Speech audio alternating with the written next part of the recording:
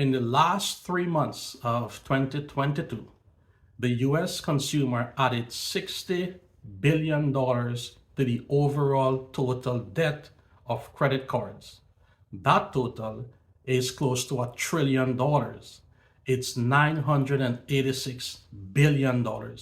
The average US consumer has a credit card debt of $5,806. The average interest rate on a credit card is 21.6%.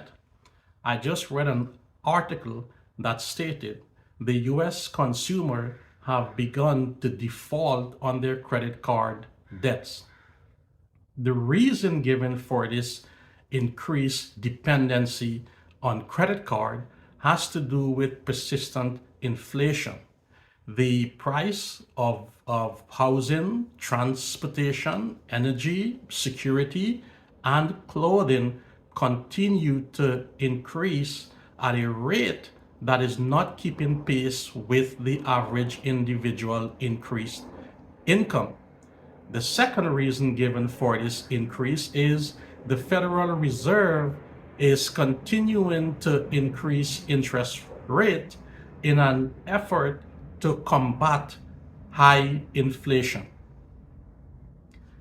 While those two things are definitely contributing cause to why people have become more dependent on their credit card, it's not the main thing in my opinion. That distinction belongs to our lifestyle. Instead of adjusting our lifestyle to be more in line with the income we are currently earning, we are insisting on maintaining a lifestyle that's far beyond that of our ability to afford.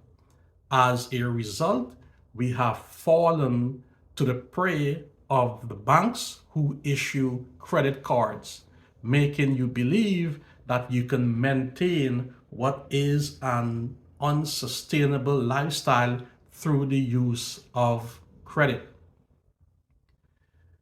What you should be doing, and my fiance and I does this also, is to adjust your lifestyle to be more in line with what you can afford. Some of the things you can do is not to go out to eat 4 or 5 days a week. Do it once a week. And when you do, choose to go to a small mom and pop restaurant where the food tastes much better, you get more food, and it normally costs less. Eat at home more. If you need to do food prep for the week, do it. My fiance and I cook about 90% of our meals at home, and it saves us a lot of money. You should also consider something called delayed gratification. It simply states you don't have to get the things you want right away. You can wait until you are in a more financially stable position, then get those things. You don't have to get that house right now. You don't have to change that apartment. You don't have to get that new shoes, that new shirt, that new pants, nor do you have to get that new car. You can simply say to yourself, I am not in a financially viable position to afford those things at the moment. Thus, I will hold back from getting those things until my financial stability has improved. If you were to implement these things, you will find yourself in a much better, a stronger financial position. You should use the money you save from not going out to eat early and from delaying your gratification to pay off any and all high interest credit card you may have. If you can pay an additional 20, 30, 40, even $100, in fact, it doesn't matter how much it is.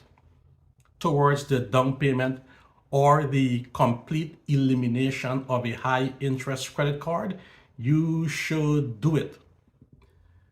The final thing my fiance and I does is we don't use credit cards. We actually don't. We use our debit cards most of the time because the money comes out directly from our account and we know what is it we are spending. In a next video, I will detail the difference between a debit card and a credit card and why is it we prefer to use one over the other. My name is Philip. This is Mindful Money Management, where I share with you my experience of effectively managing my income. If you guys have any questions, comments, or suggestions on anything you would like me to cover on this channel, please let me know in the comment section below. Until next time, spend wisely, my friends. This is Mindful Money Management, and don't forget to like, subscribe, and turn your notification bell on for new content. Thank you guys for watching. Spend wisely.